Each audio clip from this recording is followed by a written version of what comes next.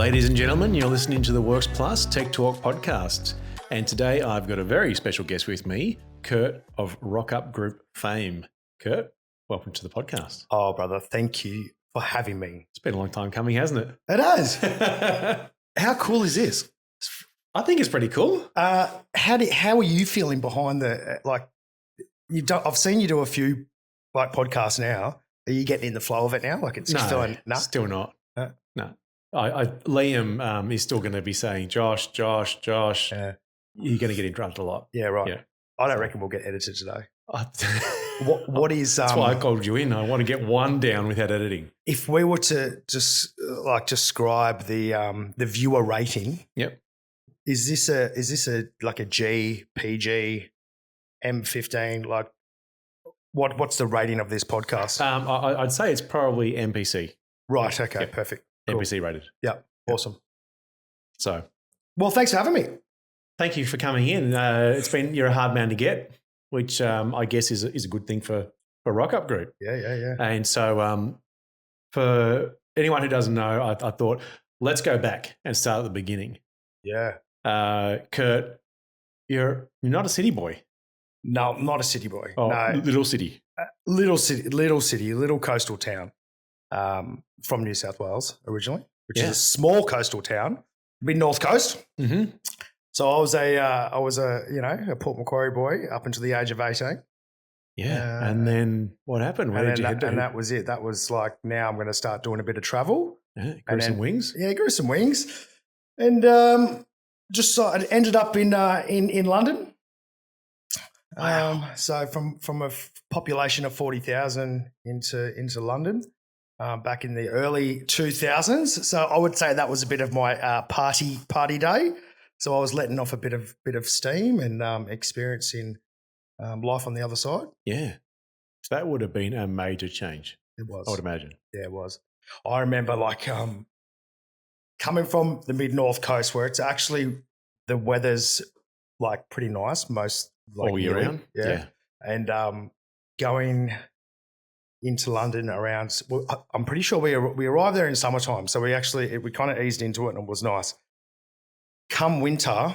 Little did you realise that was the peak. Oh man, that winter, I remember that first winter and I'd started working in a bar and I think we were getting paid $1.25 an hour to live in the pub and pour beers.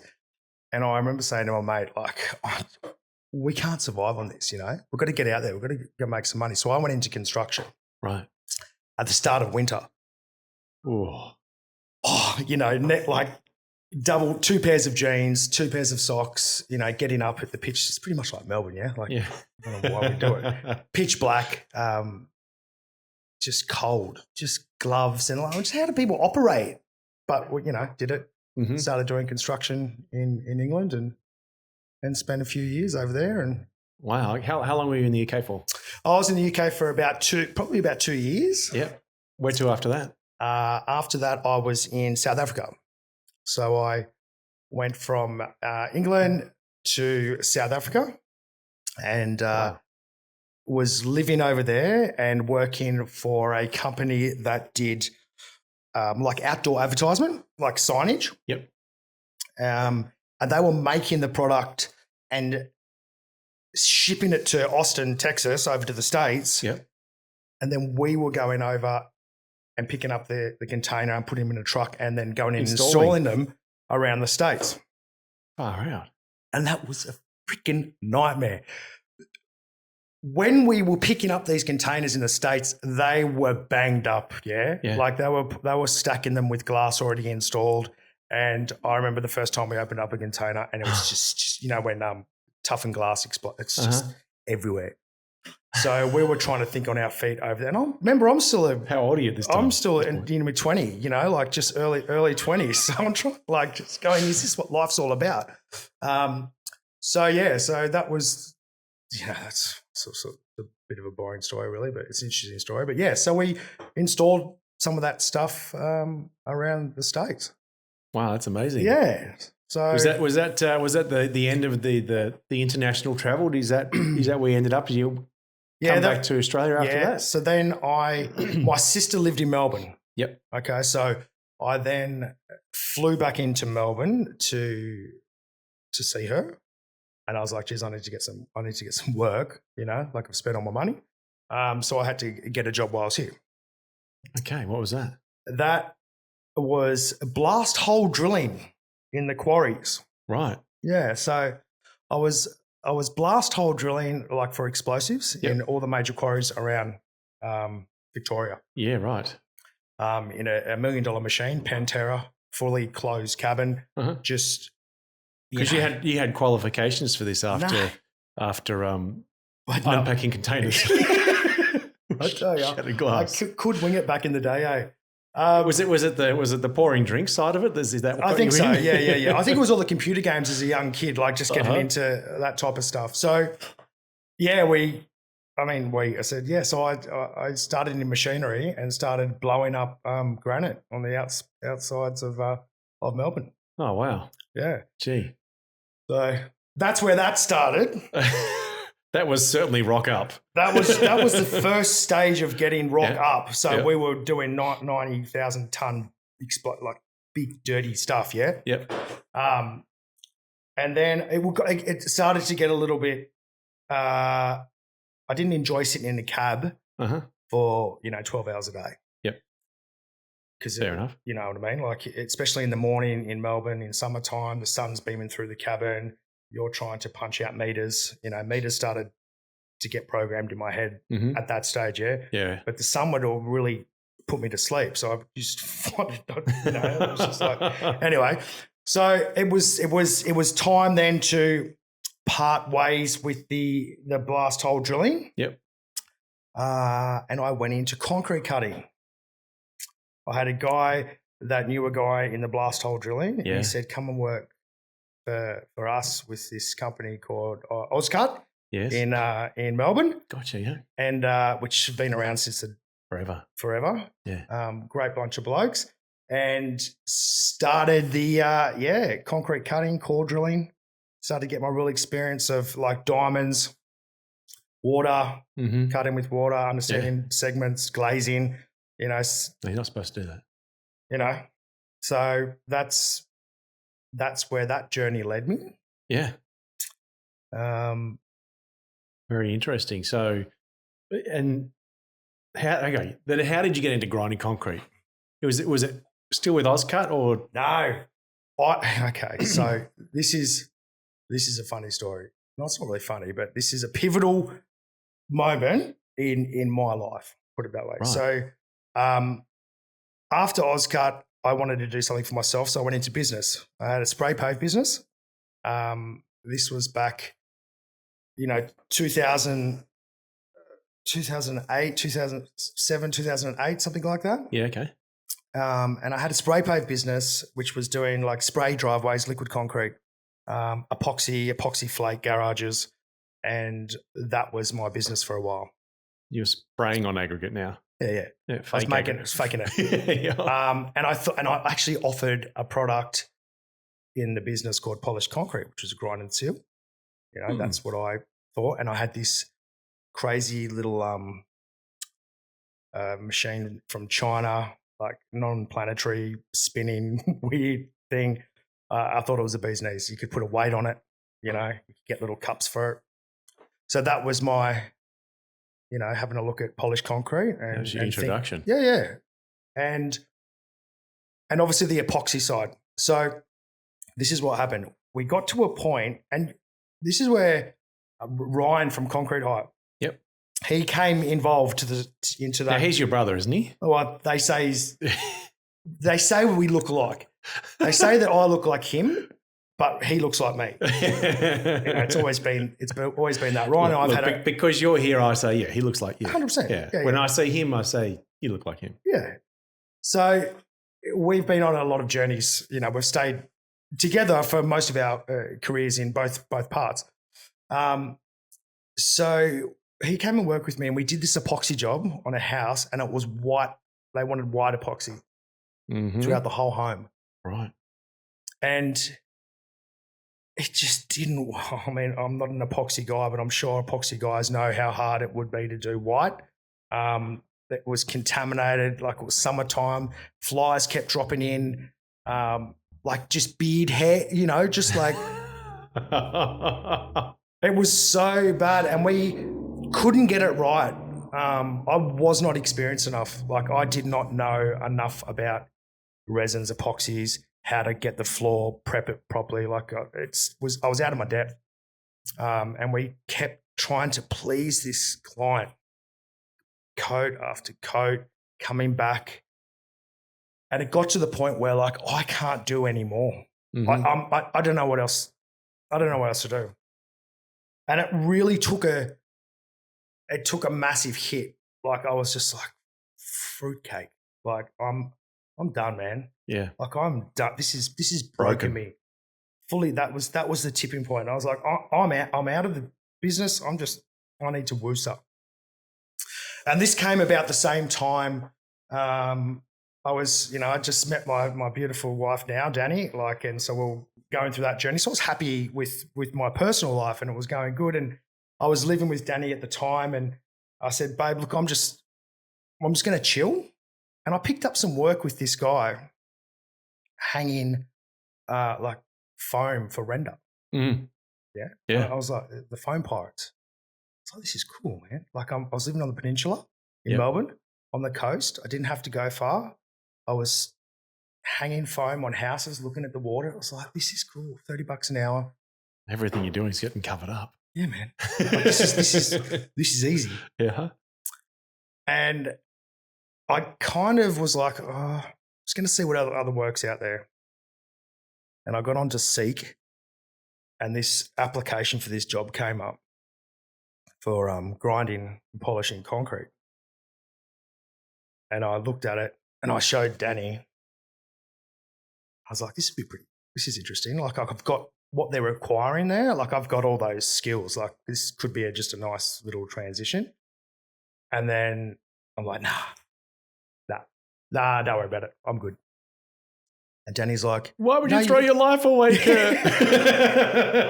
I remember like Danny just going, it'd be real. You should go to the interview. Yeah. Like, no, I'm good. I'm a phone pirate. This is me right now. She's like, babe, you've got to go. You've just got to go and see what it's all about. Just go to the interview. And she really pushed me hard, and there was a lot of resistance. Mm-hmm. Anyway, I went. And I went to, it was for Progrind. Yeah? Yeah, right. For Progrind, when you guys were in the Canterbury Road facility. Yeah. And I met a lovely gentleman. Shout out to you, Mark. I met Mark from Progrind. Yep. And Mark from Progrind interviewed me, and he's like, you're well qualified for this role. I had no idea. Polished concrete, I didn't even know what polished concrete was, yeah. I'm still, my mindset's still little grinder, polyurethane, yeah. So I'm like, what's this all about? And I'd been taking it pretty cruisy with work as well. So wasn't really understanding what a huge shift was like. Anyway, the interview went well. I went home. The money was like not bad, and the opportunity was pretty good. And like I like the incentive side of things. I really like that the more you work, the more meters you get done, the more you could actually earn. So that kind of was like cool. And I'm pretty sure at that time I was having my first daughter, Layla. It was around that time. Yeah. Wasn't it? I think. Yeah. And I've got to tell you. Terrible. So yeah, man, like I'm pretty sure I accepted it the next day. And then the next day I was on night shift doing a like front entry of like a Coles or something, like a foyer area, airlock kind of area. And that was the first time like I met like the Progrind, the boys and Rog, like shout out Rog. And that was my experience to what the hell are these guys doing? What are these what are these machines? Yeah. What is that? And it's not this little single header. Do I need to bring weights? Do you want me to bring my own weights? Yeah, like I just couldn't fathom it, man. It was just like next level. And what impressed me was the work ethic, the process and the work ethic that these guys had that I was watching. Mm-hmm. There was a full system, like there was flow. Yeah. Now that first shift I think was about 16 hours over the night. There was 2 or 3 nights. And I was just moving dust bags and watching how the operation flowed. And I remember there for weeks, my only role was to move dust bags and actually move the vacuum for the operator. Just keeping up, but keeping that flow. Yeah. Like I said, keeping the vacuum set up in a way that once he'd finished his 10-meter run or 12-meter run, he was turning and not getting tangled because we weren't remote controlling. It was all push. Yep. So it was a matter of keeping the flow going, because if the flow wasn't going, like the operators at the time would like look up and they'd look up at you, yeah. Like if you were getting tangled up, and I used to hate that feeling. And the eyes, yeah, the eyes. And then I remember they let me jump on a machine at 50 polish, and I'm like, well, what am I looking for? Like, what am I looking for? Like, with a planetary machine, it was hard to get into the rhythm with. Like, I mean, you can let it go forward, you can let it go too much. Like, I just really was like, you've pretty much put me on this machine so you guys can do your handwork, and you know that I'm not going to do anything and you're going to go over my work anyway, which is cool. But it's like, what am I trying to achieve here? So we were seeing a lot of I was seeing tiger stripes. And I hadn't even worked out what processes were done beforehand, the grouting or the densification. I'm now just focused on trying to do this 50 polish with these weird marks, and then constantly asking, is this right? Like, is this right? No, you got to get them out. Well, how? Or you got to reactivate and all that stuff that I bang on with today. Yep. Wow. What an intro. Yeah, man. And that was when those 1,500 resins went on, and that final, like I still think floors were looking better than what I could produce these days. Like, floors were epic back then, and I think that's got to do with a lot of the stuff that's in concrete now. Mm-hmm. But that finished product was like, this is next level. I've never seen anything like this before in my life. Yeah. This is polished concrete. But how we got there, like how we actually got to that polished result, then the mind started really working out, well, there's a full process in this. And then, so those days we were still dumping densifier on, brooming it around.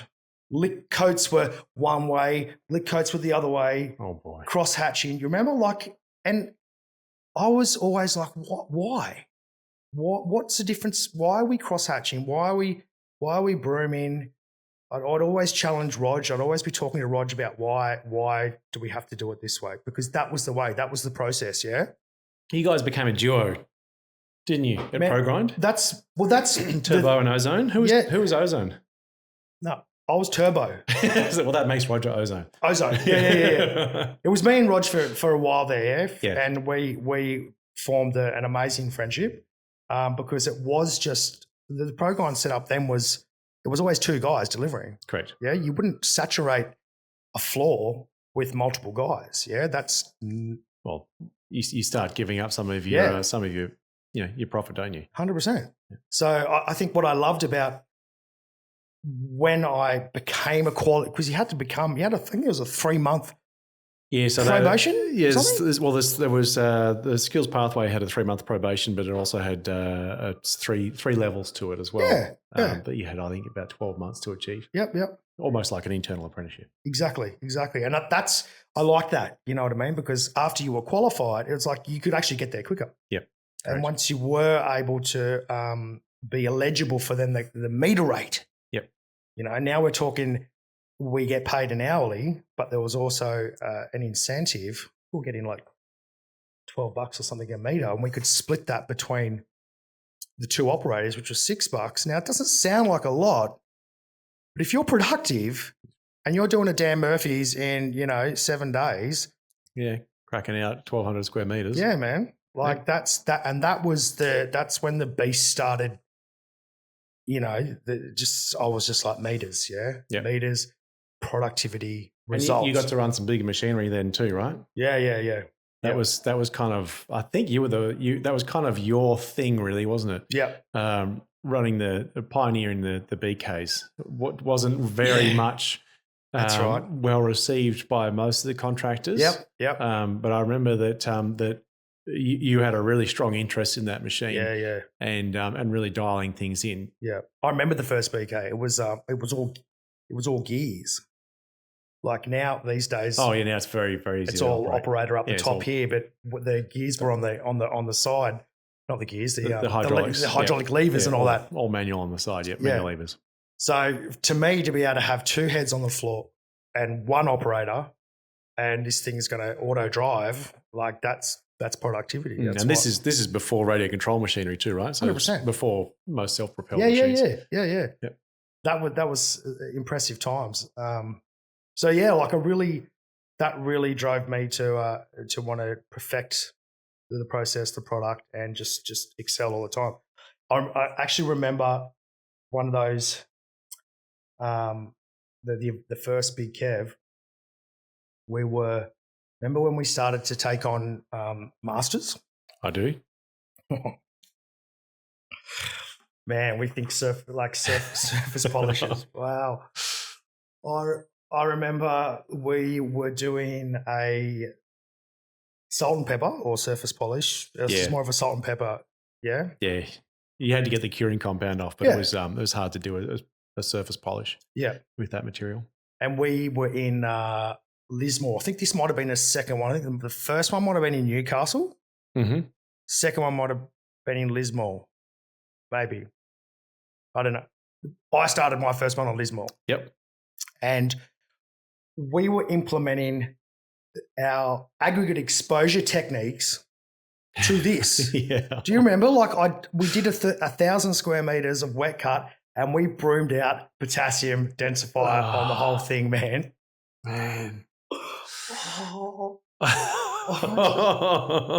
Thank God we were staying in Byron Bay at the time, which is a really nice part of Australia. So we could debrief at the end of the night. Do you know that was the only time I've ever been to Byron Bay was for that project. Yeah. With you guys to come and have a look. You guys are working long hours or something. The only thing I've seen in Byron Bay is the hotel we had dinner at, and that's it.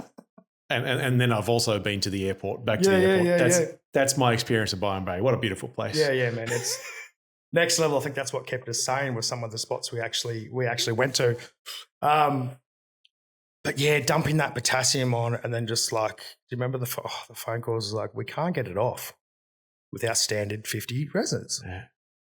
It's just not coming off. And this is the time where I'm trying to work out what makes a 50 resin work. Like right now we're relying on a smooth surface that we've somewhat refined so much and we've put a huge amount of densifier on there. How are we going to control our heat? Yep. Like it was baffling. Like it was like, we're going to have to wet cut it all off. I remember saying to Rog, should we try 100s instead of 50s? Now that was not the norm to step outside of the process. Yeah. So like it wasn't normal to actually try something different. And I'm pretty sure we tried the 100s and they actually worked. They weren't generating as much as what the 50s were. Yep. And it kind of like we didn't do that process on the remainder 2,000 meters, but we did get it off without having to wet cut it again. Yep. And I guess we went on the master's train then for a while. And I think I learned so much like about concrete and about like having concrete placed properly as well. There were a few projects there where we were trying to do the salt and pepper finish, but the concrete, they were doing 500 meter pours or whatnot at a time and they'd rise up and some were just all out of the joint, and it was always pointing the finger at us to get it right. Yeah, just keep that aggregate down as well. Yeah. Okay? Bring that joint down flush, maybe take 15, 20 mil off, but just don't bring up the aggregate. Yeah. So that was my... Don't bring it up. Don't bring it up. Like, so painful. Yeah, well, I mean, you're a partner in this process as well, because they're trying to roll out a national program with multiple contractors. Yes. But you guys are the one nominated contractor that gets to go to all of this. It's multiple different concrete installers. They've got a really tight spec. So you're seeing, even with a tight spec, how the outcome's so, vastly varying. Yeah. And then you've got to come back and deliver on the same result as you got the last one. It's like if they're all pointing at you saying you're not doing the right job because the outcome doesn't look the same. You're trying to explain to them, well, I don't understand concrete, but, when I did this to it, that happened. That was different. Yeah. And it was very, very hard concrete, so it's constantly generating a lot of heat. Yes. Yeah. Difficult. Yeah. But interesting times. I hope you left that densifier on overnight. Oh, God. Which, I mean... This is, do you remember the time where I think there was a transition going on in Progrind, and we had a lot of new recruits come in, and we were doing I think it might have been 8,000 meters in Sydney. Everything that could go wrong, went wrong. From the biggest thing that we started to work out early on was the slurry control. Yeah. That's key. Yeah. If you're not controlling that slurry, it's just a mess. You've got to really have a slurry control management process. Learned that the hard way. And I remember we did this Sydney project, and the slurry had to be removed. Okay. But somehow it's now onto us to get it into something so someone can remove it. Yep. So now we're not only polishing concrete, I've got to work out how to get the slurry up into 40-gallon drums, let it settle, get them out the back on pallets so a truck can come and pick them up and empty them. And then, but not only that, I've got to go find some source the drums. So that was challenging. All the while you're just going, meters are just not ticking over. Yeah, man. It was the really a pivotal point in my career in polishing. It's how important organisation is, how setup is, and like I said, I had 5 or 6 green guys there, green guys, looking greenhorns, looking at me for the answer. Yep. I'm still trying to work this process out, and that was. Do you remember when you flew up? There was that we left. We were working double shift through the night. Right. And there was a section on the floor that had a horrible scratch in it, a swirl scratch. And we had to go to a metal to remove it. I remember you flew in with your little bag of tricks. Because remember, Works was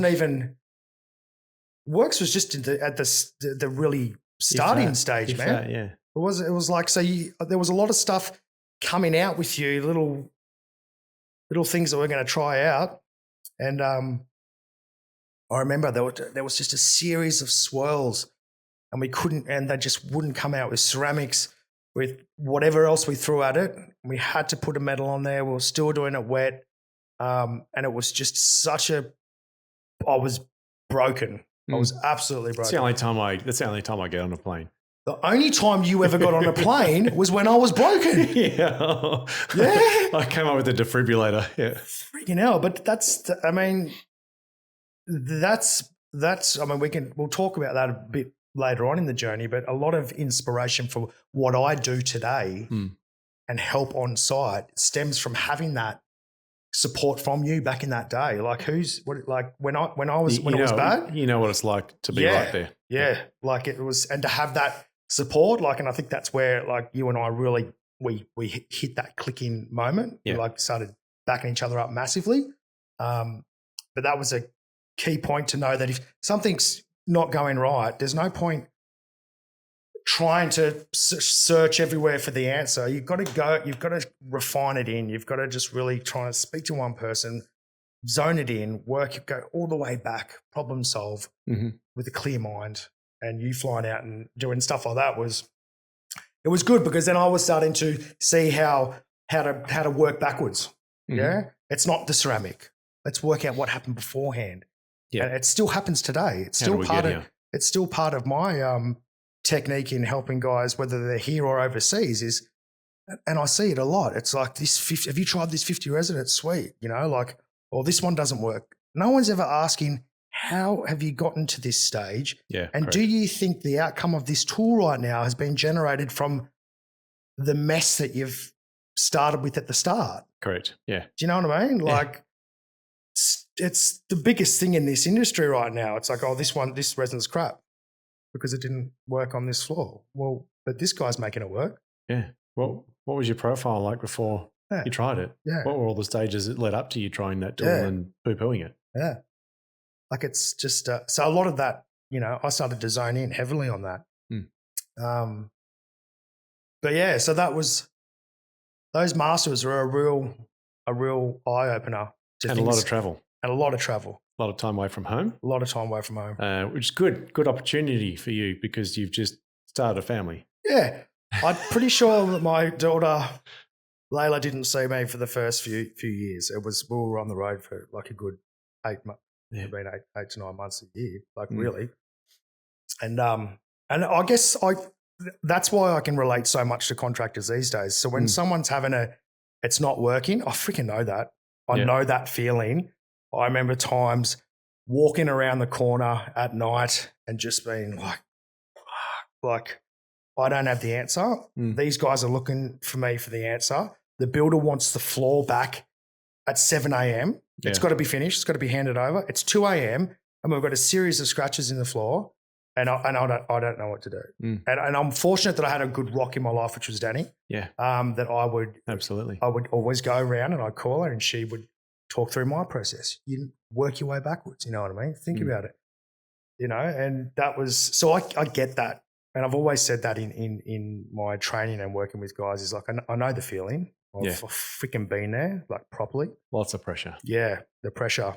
And that kind of then took me to a point where we started doing some more masters, and I think we got to the masters in Coffs Harbour, and we nailed it.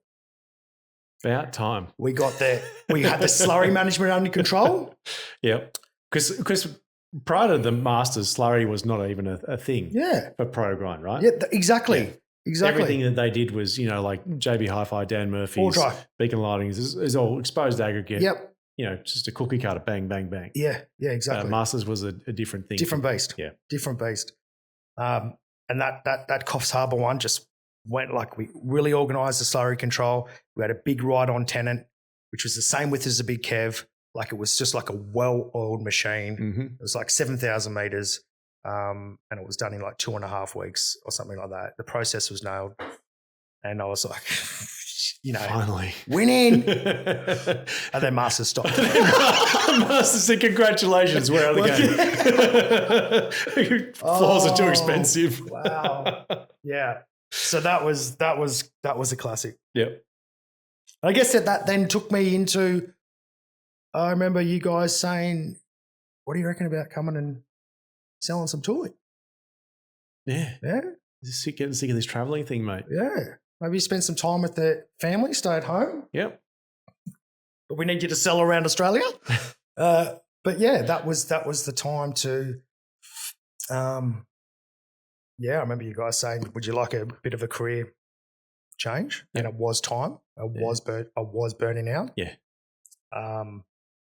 And I thought it was a really good opportunity, but this is where it all then it was just like, oh my God, this is, so you got to remember I was in a production Progrind bubble to a degree for years. All I knew was production, quality floors, fast pace. I had no idea that there was this domestic arm out there being generated. The domestic market was really coming up. It was developing fast.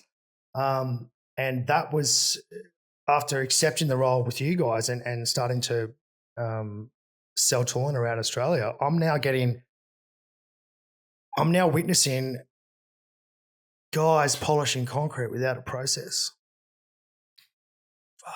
Rabbit. Like, how are you guys doing this?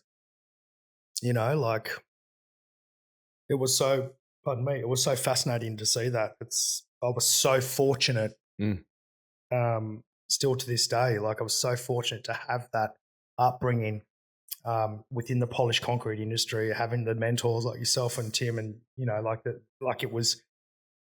I only ever spoke to 2 or 3 people about perfecting my art. Yeah.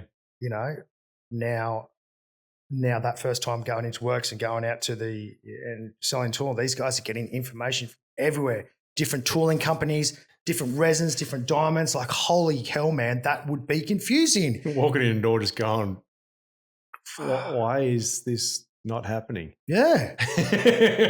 Come on, guys. Million miles per hour. You got to have an answer. Yeah. It was mind blowing.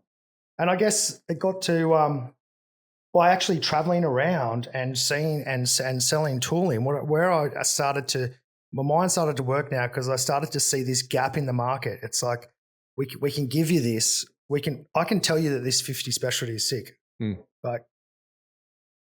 But most guys didn't have a process or how to have the actual recipe to make that tool work. Like you were saying before. Yeah, I can give you the right tool, but you haven't done all the processes correctly before that. Yeah. So best tool in the world's not even going to work for you. Exactly. So then I found my time, I was starting to spend time on site with guys and really, make sure that it was working, and it was like, Josh is going to kill me. Like, there's no way that's not true. I'm going to get my sales numbers up because I'm spending too much site on, spending too much time on site. That started the beast. That started the mindset run into the rock up beast to where it is today. Yeah. These guys could do with some support on site, or some kind of consultation, or some kind of training on site, or some kind of private training. That's where the seed was planted.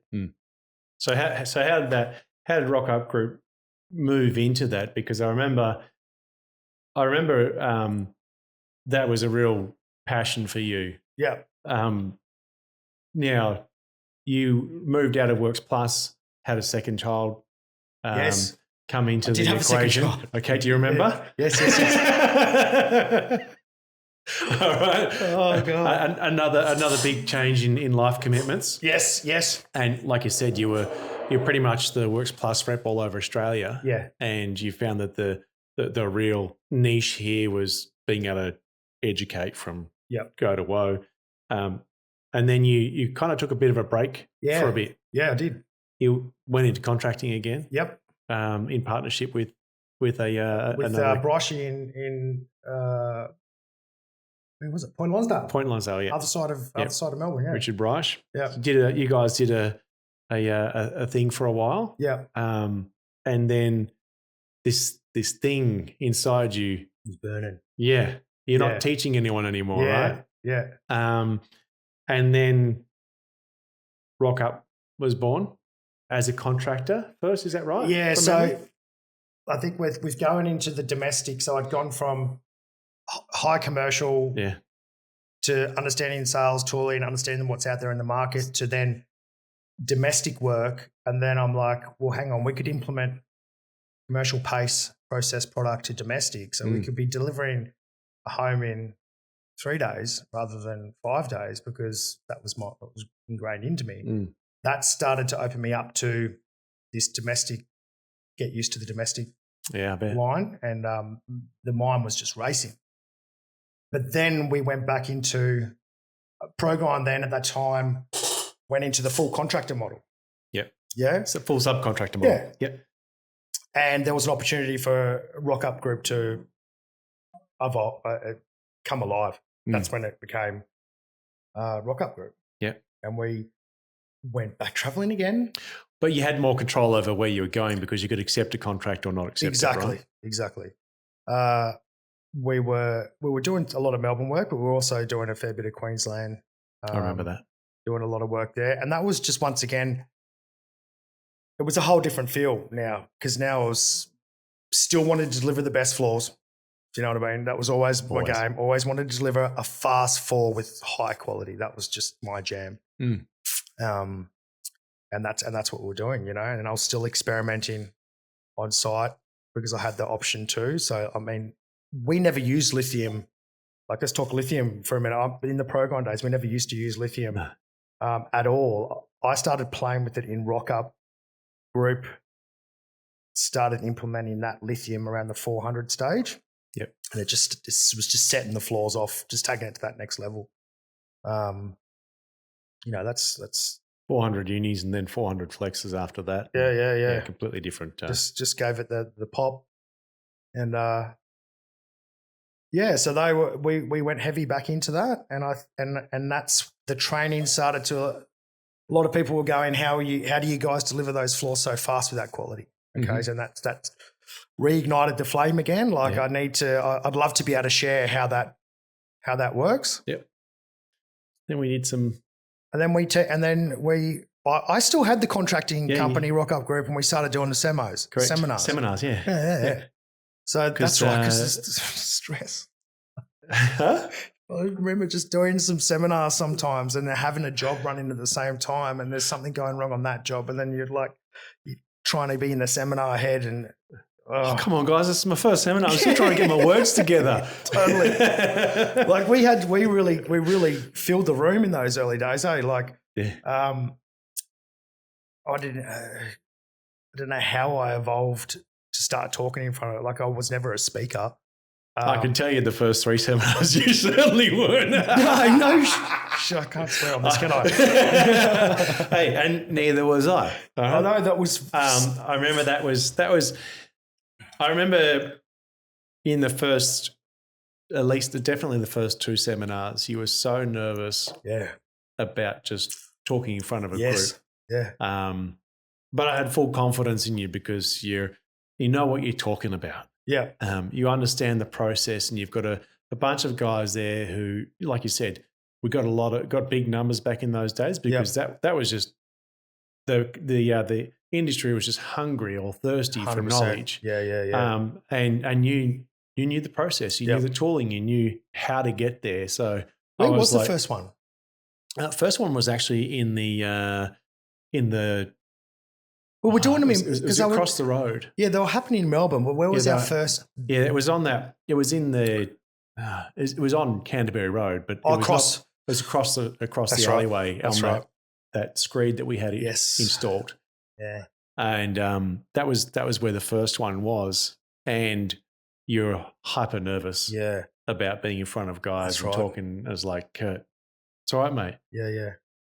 Trust it. You know so much. This is what they're here to see, all the stuff that you understand. So I think it took about 3 or 4 seminars for you to get into the the swing and comfortable. I just think that who would have known that now? Kurt didn't like to talk in front of people. I think you've in a situation like that where you've got contractors standing in front of you, you've got to, within that first 5 minutes, build that trust. The credentials, you got to know, like, we're coming here. Does this guy know what he's talking about? And I think that's what I was freaking out about. You know what I mean? Like, I was freaking out that have I got the credentials? Do I have the right to be standing? Do I have the right to be telling these guys that you're doing it? Not that you're doing it wrong. That was never in my intent, and it's still to this day. It's never in my intentions to tell someone they're doing it wrong. But have you ever thought about it could be easier? Yeah. Or have you? Do you still feel that way at all? No. I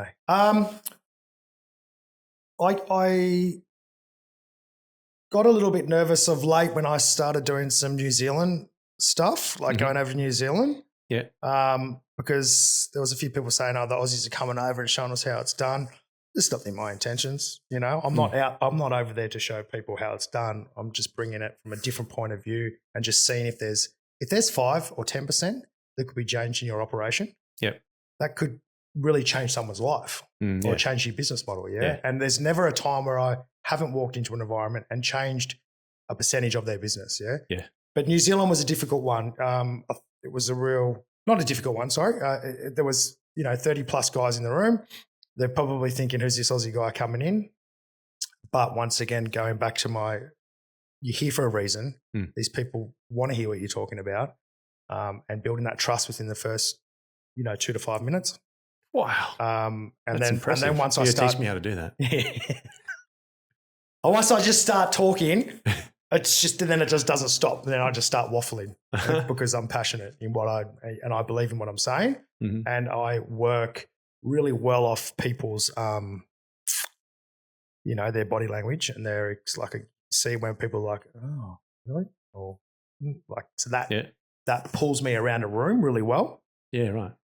And that's now it's just like, that's what I'm searching for straight away is like, these guys, let's look at the language. Let's keep them fired up. Let's keep let's keep it pumped up. Find the pain points. Yeah. You're all here because there's a pain point in your business. Yep. There's got to be a reason why you're here. Well, let's work that out. You know what I mean? So.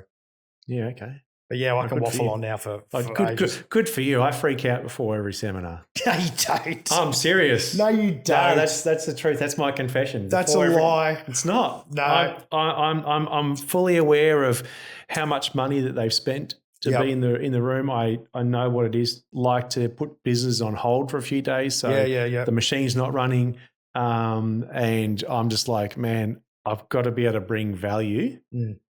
This has got to be worth it for these guys. Yep. And every time beforehand, I'm always like, is this going to be enough? Is this going to be enough? Yeah. So I guess I freak out before every seminar. I guess there's an element of that I think about as well. But the knowledge that you guys are bringing in at that level is second to none. You know what I mean? Like you always feel like that at the end of the second day, right? Yeah. But still every seminar, it's just like, yeah. So I think there's such an element of knowledge out there right now that I'm passionate about getting out there, and it's how to get it out there, for Rock Up Group. It's what angles can we take? Obviously everyone loves the content we've been putting together. I was speaking to Liam before. Yes, I've got a camera guy that, Clacker, that comes around with us quite frequently. Because I want to capture. Is he here right now? Is he in the room? He's on this little mini cam here. I'm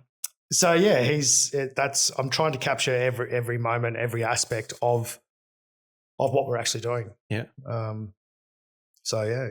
What's the most challenging part of what you're doing at the moment?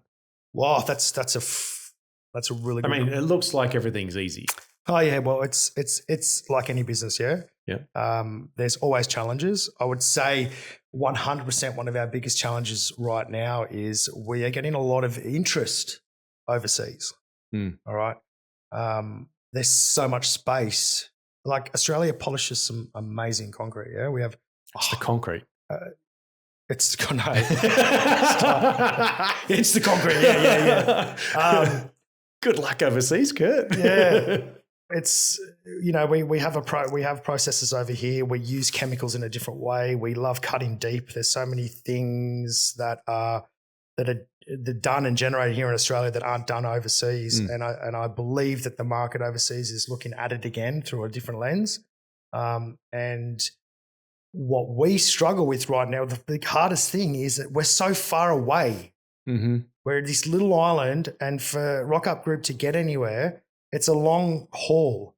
Yeah, absolutely. Like it's a really long haul. So it makes, from a business point of view, it makes sales a lot difficult. We really need to qualify our sales and try and get more in one area.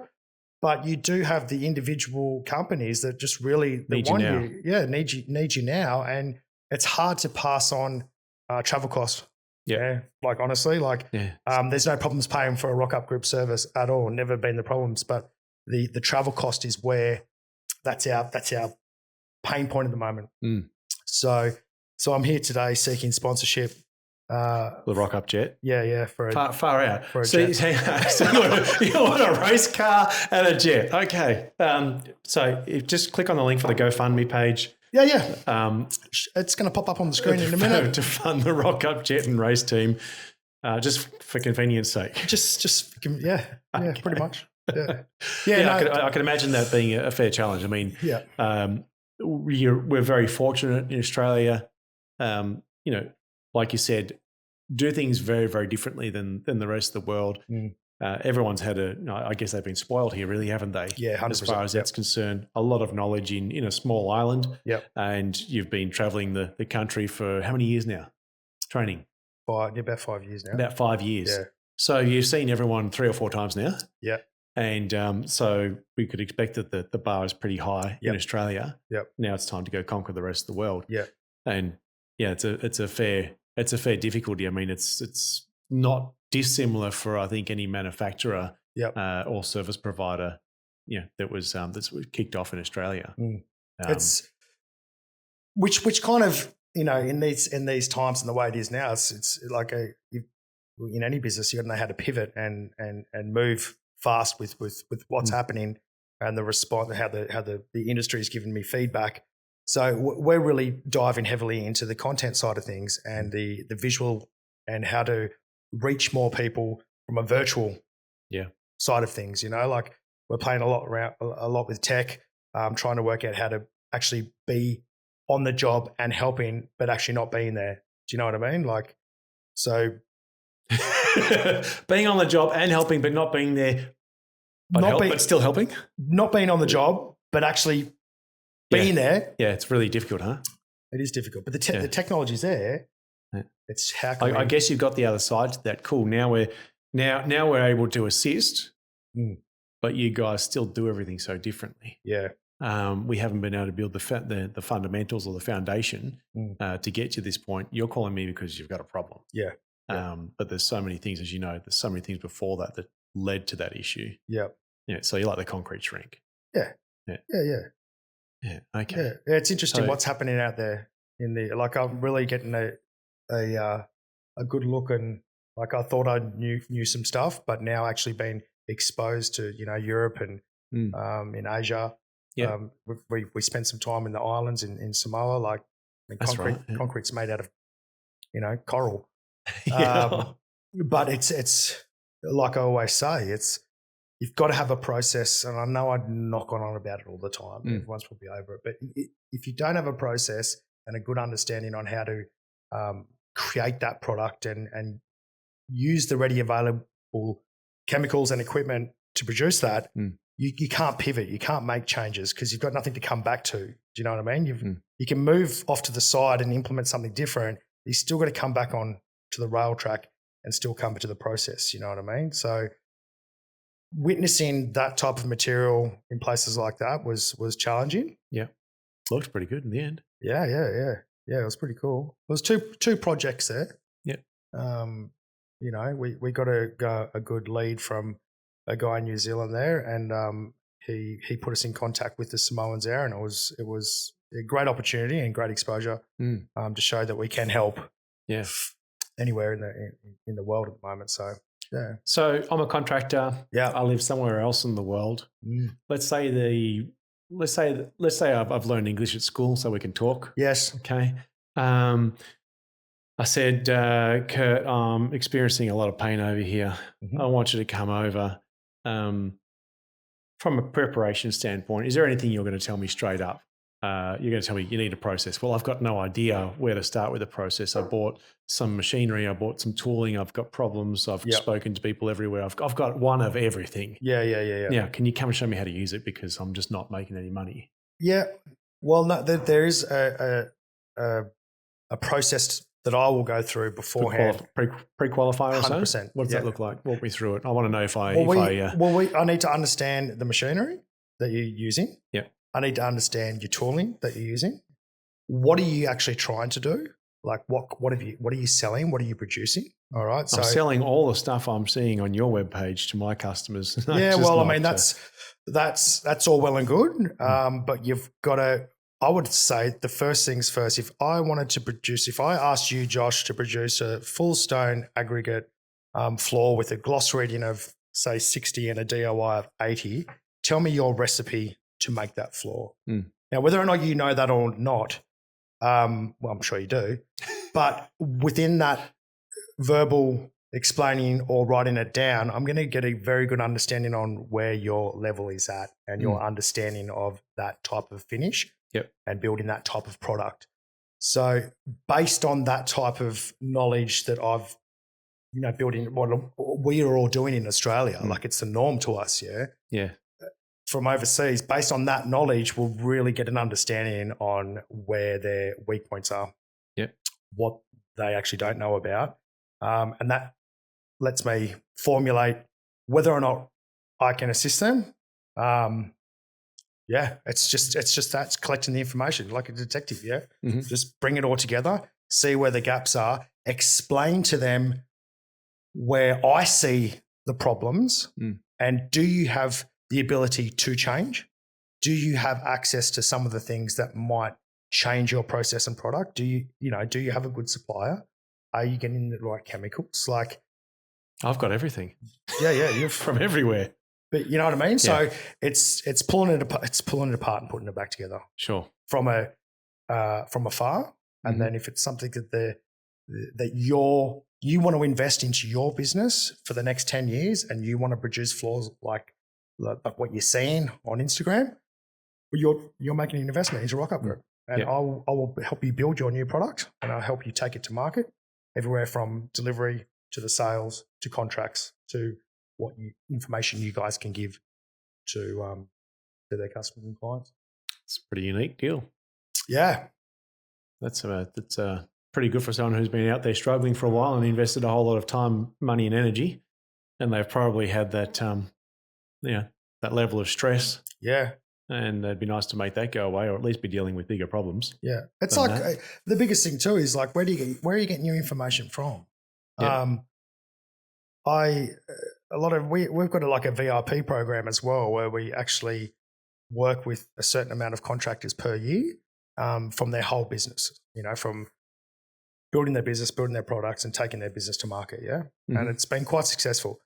One of the first things I say is do me Rock Up Group the respect, and do yourself the respect to stop the external noise for now, where you're getting your information from. Now, forums and stuff like that are great. Yeah, they're good, but they can also be really, really bad. Yeah. Like I watch all the forums. I study them. I see the pain points. So that's how you know how to do polished concrete. Yeah. And some of them can be brutal. Like it can be a brutal space when you're trying to, if you're having problems. Yeah.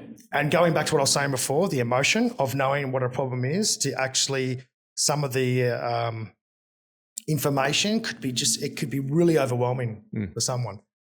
So one of the first things I say is just for the next 3 months is we're just going to put the blinkers on. Yep. And we're going to really have a look at your business and what you're out there trying to produce and what your pain points are and all the stuff that Rock Up Group works with. And before we go back into those groups, let's just be solid on what we do. Yeah. Let's be solid on what you know what to produce. You have an understanding of your machine, your tool and your process. Then you could start, Now you're allowed back on Facebook. Oh, yeah. That sounds, you make it that sounds crap. but you know what I mean? Like it's look, I see it all the time. Here's a blurry photo of a project I'm on at the moment, and it's got a scratch in there, and I just don't know where it's coming from. It's like, I got zero context here. Yeah. Nothing to work with. Yeah. That's why I called you the concrete shrink before, because it's like having to deal with a client as a psychologist. It's like, okay, cool. I've got this problem. All right. Yeah. Guess what?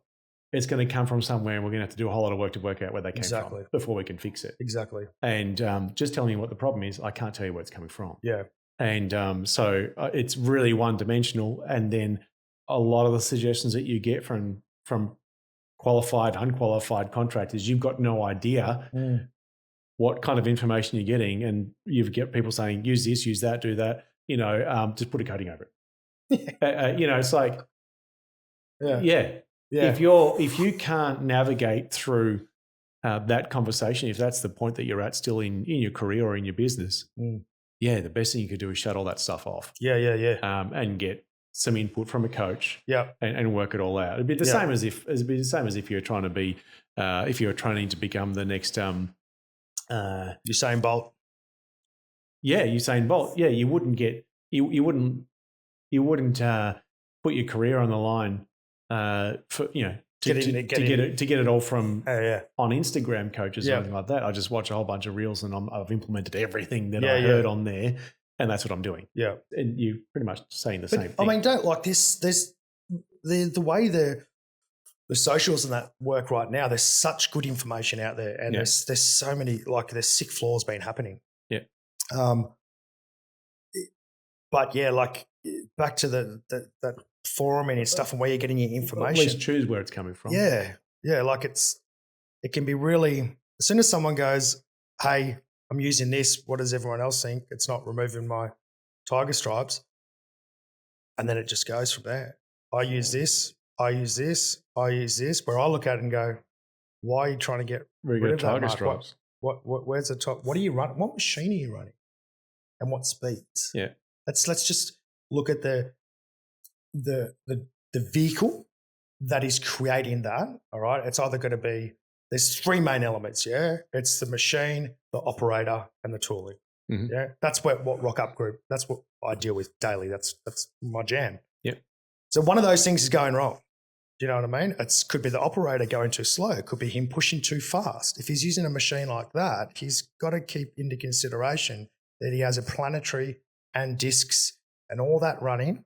Yep. And especially, biggest one at the moment that I'm seeing is grouting with machines like this, planetary grinders, is the punch is down too low at a final metal stage. Yeah.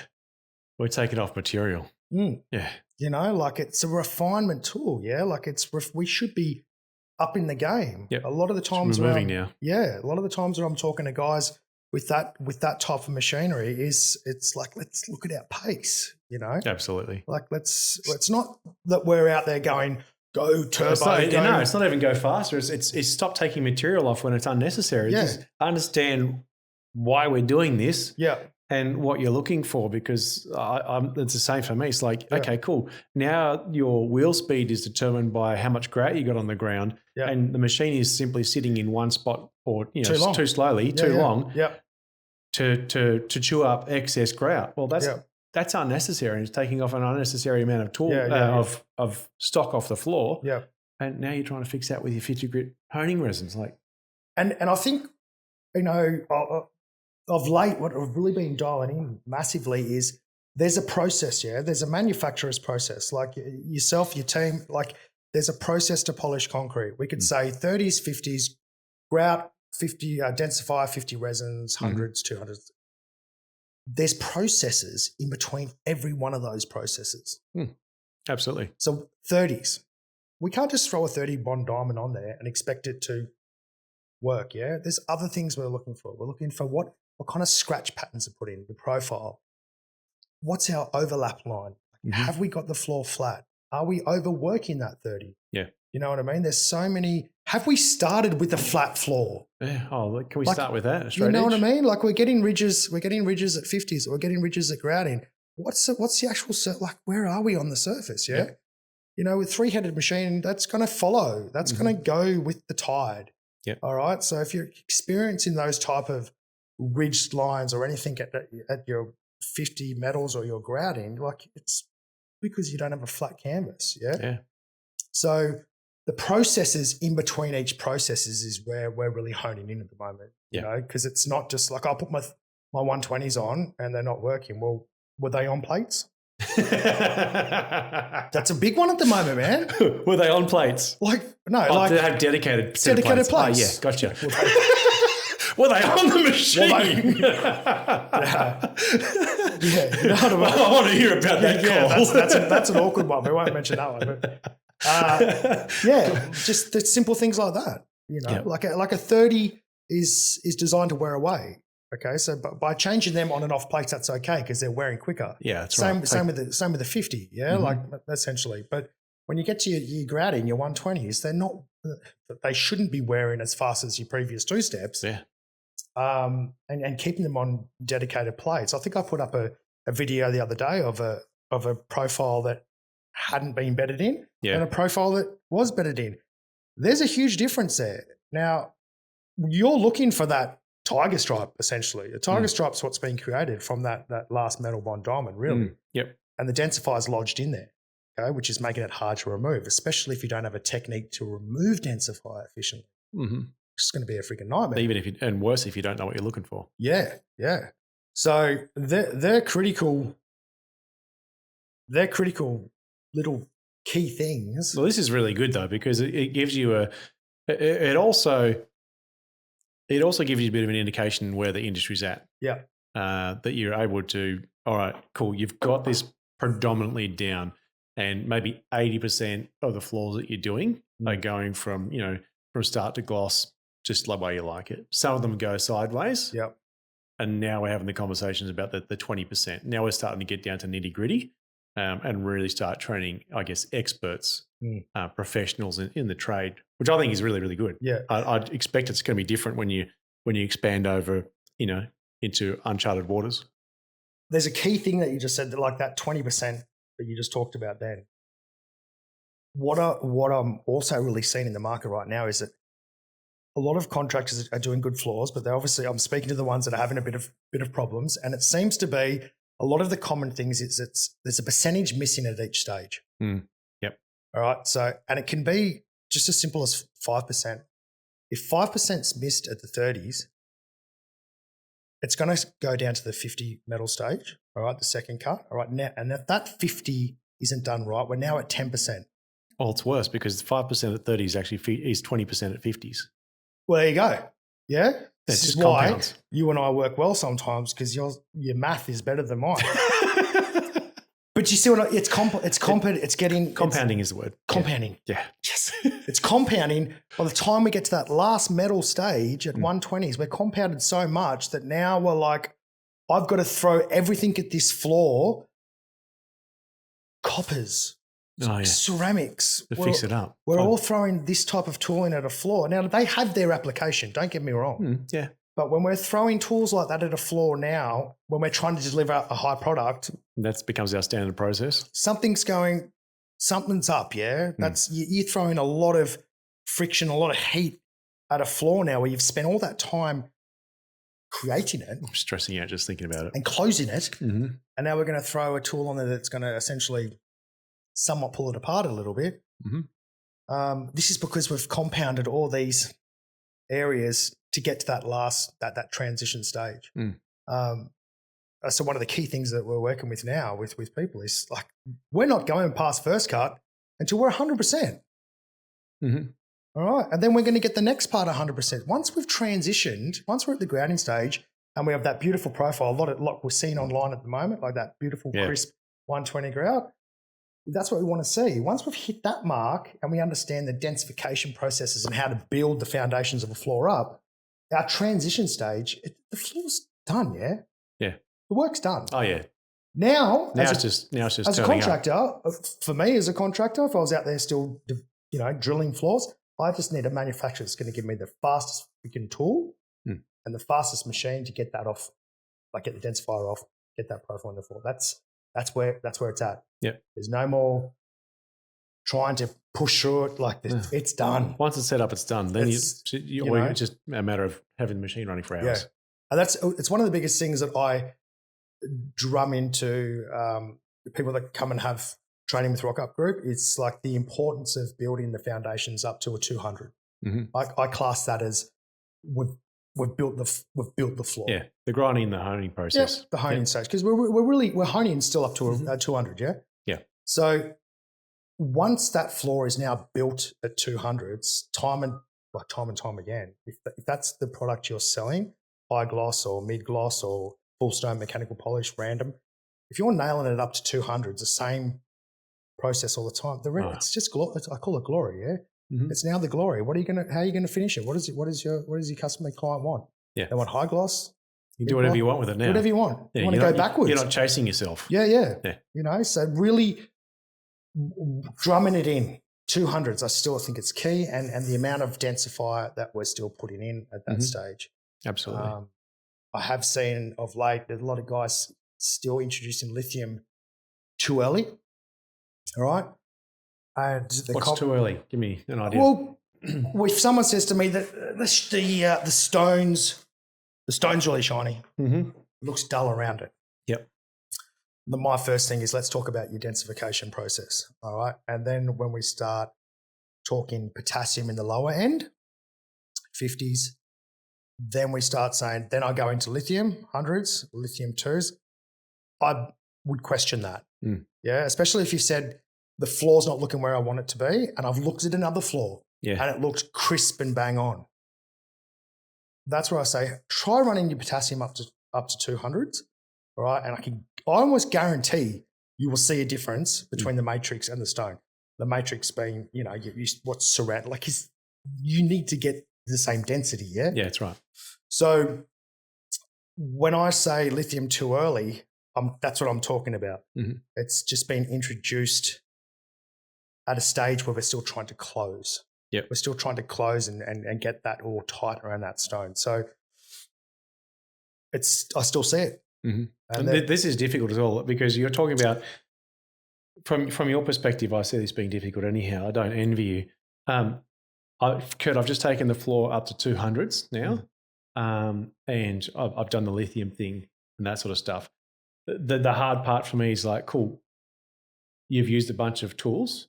They all do very different things. 100 in one brand is going to be different to 100 in another. Yeah. They're kind of just a benchmark. This is kind of where it fits in the process. It doesn't necessarily mean this is the outcome that you're going to get with this tool. And then you've got the whole, well, how did you do it?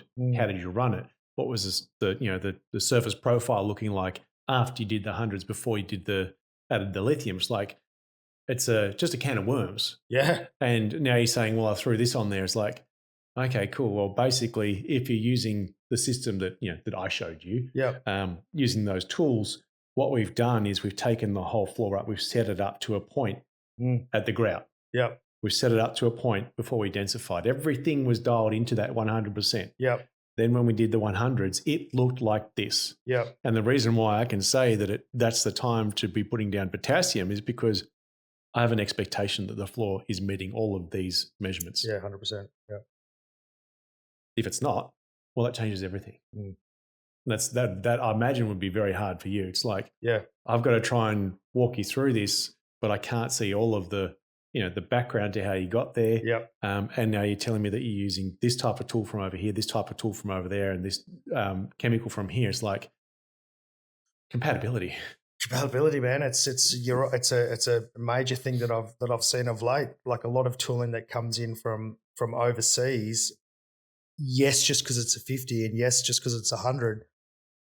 It doesn't necessarily mean it's going to be compatible with the process that's being used. And I'm talking about Australia right now. Yeah. Okay, so it's still a bit foreign to other countries and other places right now with the amount of densifier that we put in. Yeah, what potassium all the way to 200s. Yeah. What do you mean? Oh, so our first densifier is at 400. Yeah.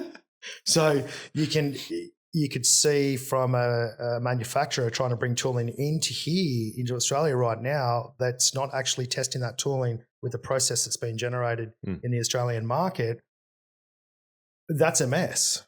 But I'm just going to try it on a customer's job. Yeah, no. Just testing it on the job live. There's nothing worse than that. It's so hard sometimes to go backwards, especially if you've got to that point in the process. If you've gotten to that point and got that far, you're probably going to struggle to go backwards. Yeah. You know what I mean? Because the skill level is taken to that point. How do we rectify? That's a whole other level of understanding what's going on. Mm-hmm. So it is challenging and it's very hard because I have to work a lot of photos and videos. Yeah, that's right. Now, there's been no photos of what's happened until that stage. So while I'm asking those questions, what were we doing 3 steps ago? Can I have a look at that profile? Can you show me what it looked like at your first densification, your flood coat? No one's got those photos because we're trying to address that problem right now with that tool. Like it's another common one is like the flood coat, like getting that densifier on there. A lot of people forget that a resin tool also needs to wear. All right. And yes, we rely on, yes, we're relying on profile and texture for that tool to stay alive, but we have got this other thing, which is densifier, which can cause that crystally rough substance on top, which is talking about concrete acne. Yeah, concrete acne. Yeah. Never looked so attractive. Yeah, love that. Should get a shirt made like that. Concrete. Yeah. Anyway, the ideas are flowing again. Yeah, like it's things. I hate that word. It's part of the process that I think a lot of people just skim over. Yeah, really overlook. Yeah, it can be really, really helpful in a process, and when you're still trying to create abrasive material on the surface. Yeah, the densifier can be doing a lot of things. It's tightening it up, it's coloring, and it's keeping that tool happy spot. Yeah, happy days. Yeah. Really got to have an understanding of where you're coming from and where you're going to. Yeah. The whole process and keeping everything together. And the other thing too is like, once again, they've got the manufacturer's process, densifier at 50s, 100s, 200s. Every bit of concrete's different. The other, man, I've thrown like I've thrown like 60 litres in it after the grout. Okay, that's the material you're working with. Like that might not happen on the next one. Mm-hmm. But every bit of concrete's different, yeah? And if this one requires 60 litres to get to the point of rejection. Requires 60 litres. It requires 60 litres. You know what I mean? Which then brings me into a whole nother world. I don't even know if I've got time, but pricing. Man, you've got to allow for these things. Like you don't want to, you don't want to have to go to your client now and go, I need another, $1,000 because I've had to put more chemicals in. Mm. Like the polished concrete pricing has stayed stagnant, I believe, since I've been playing in it. Yeah, like if I asked anyone what's your rate, it's anywhere from 120 to say 150 right now for full stone mechanical polish. We're manufacturing a boutique product on site and dealing with some serious variables. Yeah, yeah, absolutely. And every other building product has climbed in cost. Yep. Diesel? Dramatically. Like guys that run generators? Yeah. Like yeah. And it's a bugbear for me as well because I always ask, okay, so what are the alternatives and what do they cost installed? Yeah. And a lot of contractors don't know. I'm seeing the guy around the corner with a grinder as being my competition guys. No, they're not the competition. Yeah. Those filthy floor layers. Yeah. Just kidding. It's the alternatives. What's considered to be an alternative or a different choice, whether it's going to be some type of stone product or a timber, either engineered or solid timber floor, and they come at a higher cost. And there's a lot less risk getting into those industries as well. Yeah. What does a trowel and a bucket and a mixer cost you these days? Oh, I don't know. Yeah, well, you're not a tiler anymore. That's right. Yeah, I'll stop tiling. It's fascinating. Right. Yeah, it's. Speaking of gear, I've done my time. I've kind of worked out my process, and I got you involved at a time where I was in a lot of pain. Yep. I was using a whole bunch of stuff. Yep. You came on site and you said, okay, I'm going to throw 80% of what you got here out. Mm-hmm. You're no longer allowed online. Yeah. Closing down your Facebook account. I'm taking away your credentials. Sounds brutal. I'm putting all that stuff in your recycling bin. And actually, it's going in the trash. Yeah. And now you've really streamlined everything that I've got, which was really good because it allowed me to fit it all in my trailer.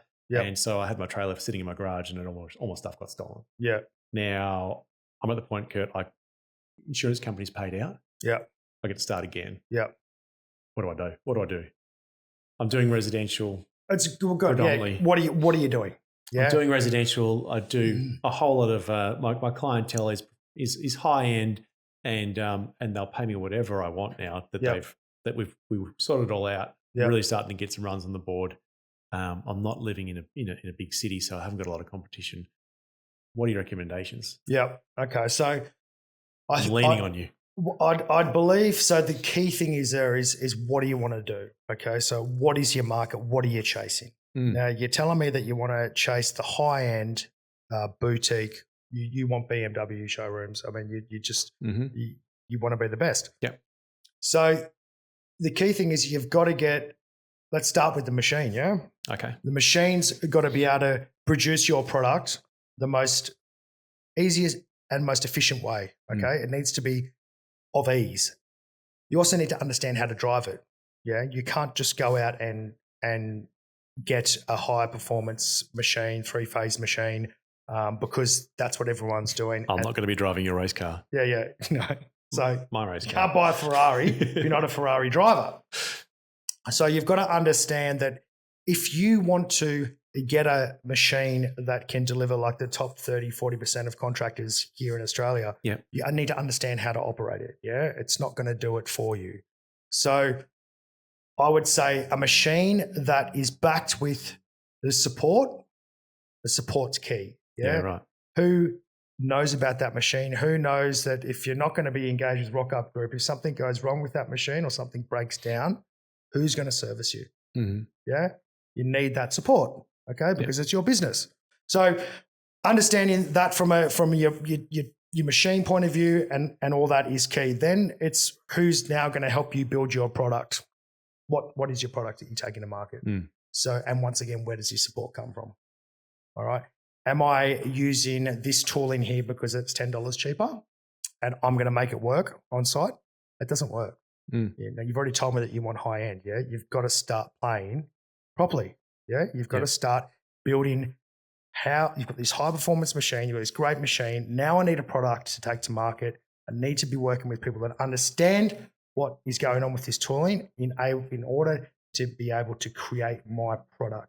The key thing is what is your product? How does all this come together to make this product that you can now go and sell as your high-end boutique product continuously? You need to stay on that track for the next 12 to 24 months. Dial in your machinery, execute your product time and time again. Yep. Deliver high quality. Deliver high. All right. Got a good cloth here. Deliver high quality floors. It tastes different. It would be a patient game. You know what I mean? Like you got to hone in your skills and your product to take to market time and time again. Yeah. Like okay. So you're buying. You're not just buying machinery, or you're not just buying supplies. You're buying support, knowledge, and building relationships to make this work. Yep. Pretty much the same as any high-end operation. Well, it's key. I mean, like we've just spoken about, my journey throughout it, and I'm going to preach what I know. Yeah, I can only do what I know. Yeah, yeah, and I know that my process through this industry, my upbringing was I worked with machinery that got the job done fast and quick. I worked with tooling that created the product that I actually needed to sell to get my bonuses. And I knew that when I had a problem, I had a support network. And that worked really well for me in polished concrete. Because when your machine's running and the tools are doing everything that they're supposed to do, it's easy to make money, isn't it? Yes. But if you lose half a day, that's got a really big cost, doesn't it? Yeah. Yep. You just can't really afford that, particularly if you're saying to me that prices are not where they need to be. 100%. You got no room to move, and even you'll see coming up in the future now that Rock Up Group's really bringing in some of those key things to help contractors with contracts, with Paul Guides. We really want to support these guys, and when I say contracts and service agreements, there's a lot in that. Yeah, like if you were stood down, or there's something that's been out of your control and your now machine's off. Let's not talk about it breaking down, but from a business point of view, if it's out of your control, are you going to be hemorrhaging right now? Like, or have you got terms and conditions in there that now that this job is not watertight and it's flooded and you have to be on another job next week, you've got to throw extra time and work in it. Do you have your hourly rate documented? Do you have your day rate documented? Is there something that's of ease to actually put in front of someone and go, this is what you agreed I to? understand what's happening, but we've all signed this and we all agreed that I did ask for it to be watertight. I did ask for this to be happen. Like I've done everything from a communication point of view and we've all agreed upon it, I'm not going to go. I'm going to go home and be stressed about how I'm going to pay my staff or how am I going to pay these bills, because I've set it up right. You know what I mean? So, I don't know how we waffled into that. What led us into that one? Gosh, I don't remember now. We've been chewing yeah, the fat for a while. You took me along for the journey, so I was just. You just took me along for I was just looking into your eyes, Kurt, and I was, we were just dreaming. Well, my next question was going to be the next scenario. You actually have a piece of paper there? I can't read it though. You're right. Okay. Yeah, I'm illiterate. So the next scenario is like, okay, cool. You've given me that one where we talked about setting up our network of support. So not just the machine. A lot of people just focus on that machine or just on the supply side, but it's a lot more than that, isn't it? It's more than just a label. It's really what comes with it to support you as a contractor. Doesn't matter what size you are. Yeah, you're going to need that help. And the bigger you get, the more important it is that you're being looked after. My next question was, so I've been in the game after you came to me, took that all on board. I've got your contracts and everything. Been doing this for 5 years, 6 years. I've got 3 teams out there. I'm pretty serious about the game. Can't quite get off site all the time, but I want to focus more on the business than in it. What can Rock Up Group give me to help me to be able to get away from the teams? I guess. Cool. To really focus on, I'm just stuck at that 3 crew thing. I see this a lot. Yep. So your question is how, like as a business owner, how could I step back and be confident that my team and my guys are out there still developing and presenting my product that I'm selling? Yeah, I want to double the size of the business. That's we always spoke about this back in the day, a playbook. Yeah. What's your playbook? What's your business doing? What's your product that you're taking to market? So you've got to have a leader in a team. So if we took this as a scenario, if you said to me, Kurt, I've got 6 guys, majority they're on the job most of the time. They might split up every now and then. I'd be saying to you, who's your guy? Yep. There's got to be one guy. Yeah, who's the guy that's fixing everything? Who's the guy? There's got to be a leader. Yeah. Yep. So my way that I would look at that is like, we're going to get yourself and we're going to get the leader and we're going to have a good sit down. All right. We're going to really dive deep in. What does he want to do over the next 5 years? Because it's key, yeah? Like this is key for you to be able to, you've said to me you want to step away, all right? So we've got to put it onto someone else right now to a degree, yeah? Yep. Someone's got to step into your role from a production point of view and to keep this team, the heartbeat pumping. So I would be pulling aside yourself and leading hand and look about what the next 5 years is going to look like. Yep. You're going to tell me how many days you want to step out of the business. All right. Then we're going to get a full understanding on what can the boys do? What level are they at? So if we left Jim and John on a job, are they going to produce the product in a certain amount of time? Oh, Jim's a bit, he's a bit weak on edges. Okay, cool. So once again, it's me formulating where the weaknesses are. Yep. So based on that conversation between the 2 key people that are going to now run this, and the main guy is going to, push this train, we're going to tailor around where all the weak spots are and how we can upskill them. Gotcha. All right. Now, this isn't just come in for a day or 2 days and work on handwork. We are going to work on this for the next 12 months. We need to be committed. And over the next months, we're going to take them on a pathway. All right. And it goes back to what I was saying before with like first cut. If you're not 100% at first cut, you don't go past. Yep. If your team isn't 100% at first cut, then we're not ticking it off, yeah? Now, and I don't mean tick off like you've passed the Rock Up approval. No. This is like coming from listening to what you want. We're going to get all the guys 100% on first cut. And then we're going to work our way through the process. If he is selling that high, that full stone product, just keep that product in mind that they're trying to achieve.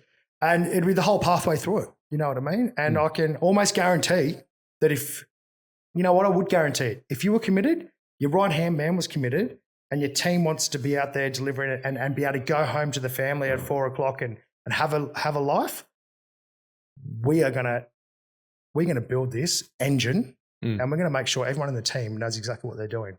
And what's expected of them. And what's expected. Because that was my upbringing. There was no such thing as we need someone on edges. We need someone to do dust bags. We need someone to do this. It was 2 operators. Yep. Yeah. I'll say this a lot at the moment. Operators got to operate. So you've got 2 guys doing 1,500 square. What was Dan Murphy's average size? 1,500 metres? Yeah, 12 to 1,500. So the average would be 1,300. Yep. Or a JB Hi-Fi, roughly around the same kind of similar stuff. So that was only ever delivered with the 2 guys, and that was just a well-oiled machine. The operator knew how to operate the machine, he knew how to do the handwork, he knew how to set up, he knew how to clean, like everything. Yeah. So that's once everyone's at that level, you're unstoppable. Like really, you got to remember, like back in those days, I look at some guys' trucks and vans now, and I'm like, oh my God, like you guys could polish, the airport at Doha. Yeah. Without having to go home. You're just out of this thing. And when we used to hit the road up to Bunbury, Queensland, it was a generator. Short wheelbase transit. Short wheel transit, an 820, a little box with tooling, 5,500 vac, couple of leads, chemical. Like it was just minimal, yeah. One hand grinder, and we wouldn't stop. Mm-hmm. It was less. There was less going on. It's not to say there's anything wrong with having a lot of stuff. Like that's good. That's being prepared. But when you're delivering the same product constantly, time and time again, and this is what I've tried to bring into the guys that we the VIP guys and the guys we educate and train, is that if you've got your product and you're constantly delivering it, like it's really good industry to be in. Yeah, and I guess if you don't have a whole ton of choice as well, you really master each of the components that you have. Yeah, you really understand them inside out as well. Compared to, I use this for this, this for this, this for this, this for this, but I don't entirely understand why. Yeah. It just works sometimes better on this one. Yeah. So, that's to answer your question. Yep.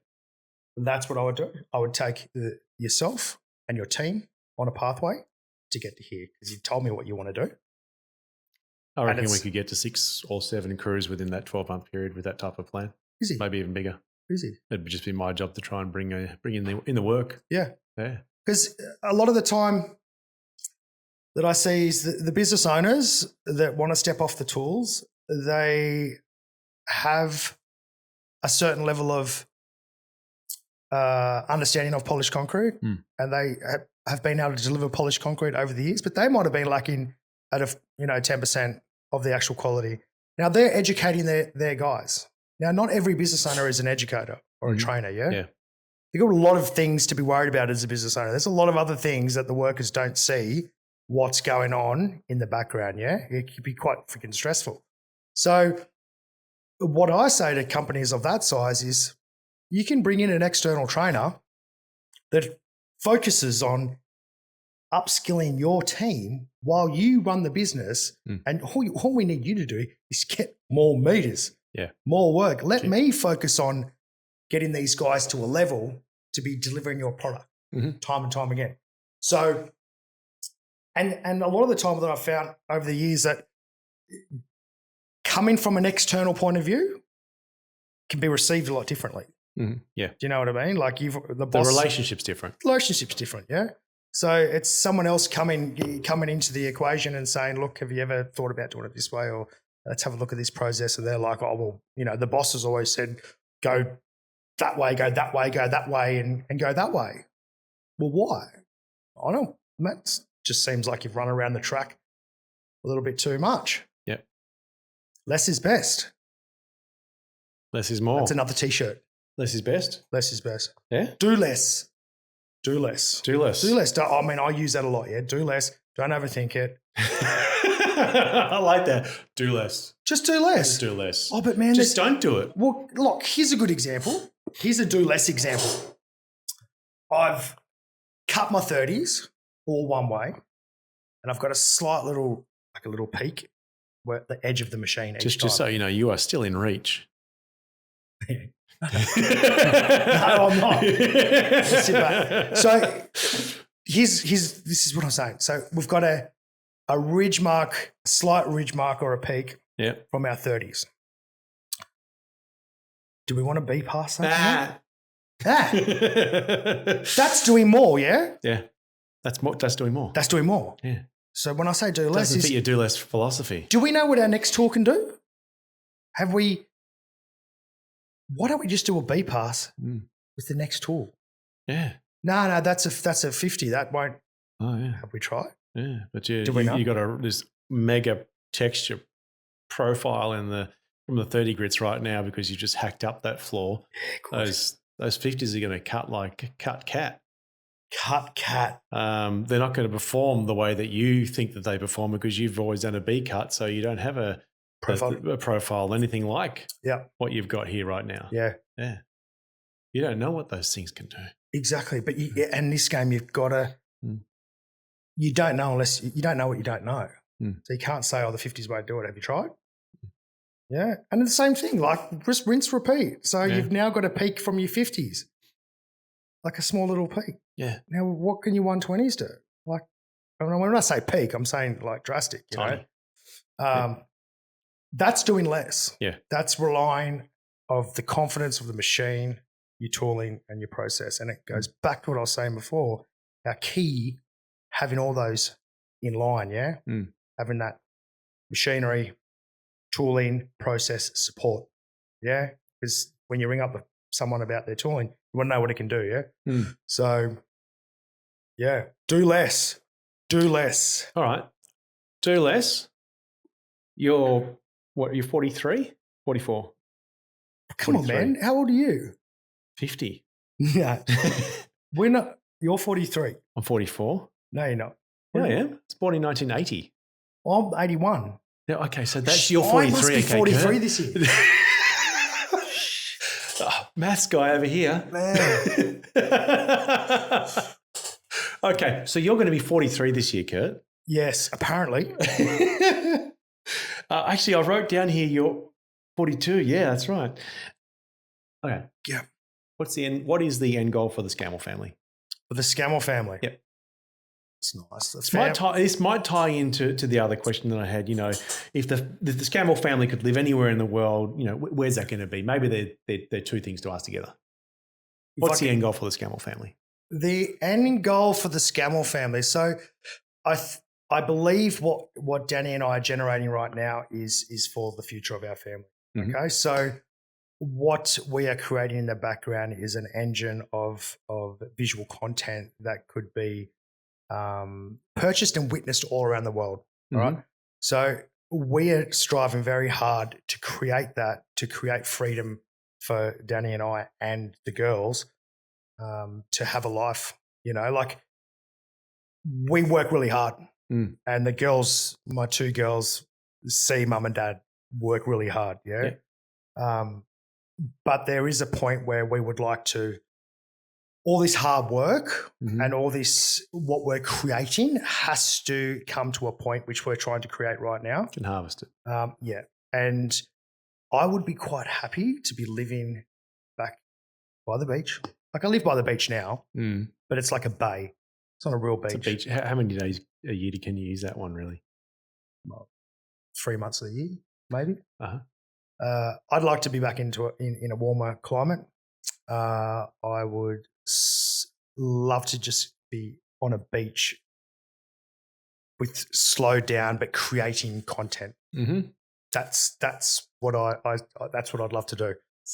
Do less content. Just creating content, good, valuable content that's coming from a different angle and just slowing down. Like we're on Rock Up Group's on such a trajectory right now, and we know we've still got a good 5 year. Like we're going, you know, massively. It's fast paced.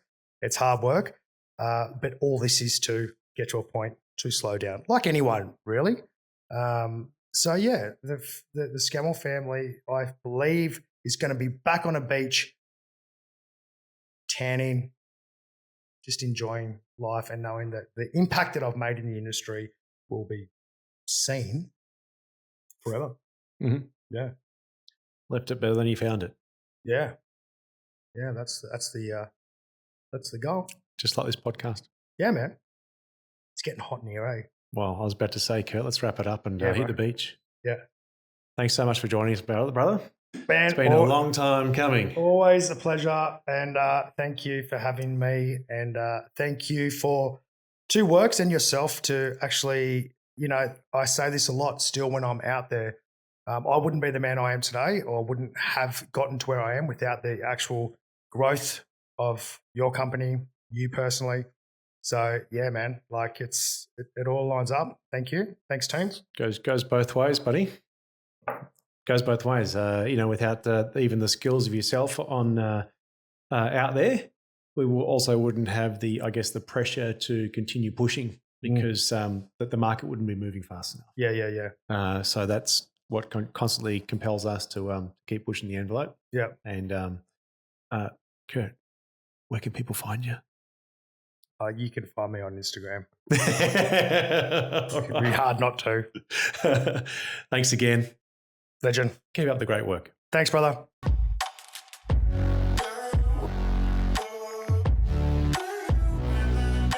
This show is proudly supported by Works Plus. Works Plus brings total solutions to all concrete grinding and polishing contractors to make it totally work for their daily operations. We hope you've enjoyed this show. Make sure to tune in each week where we're going to dive deep into all things related to concrete grinding and polishing. We're here to help you so that you can boost your outcomes on the floor.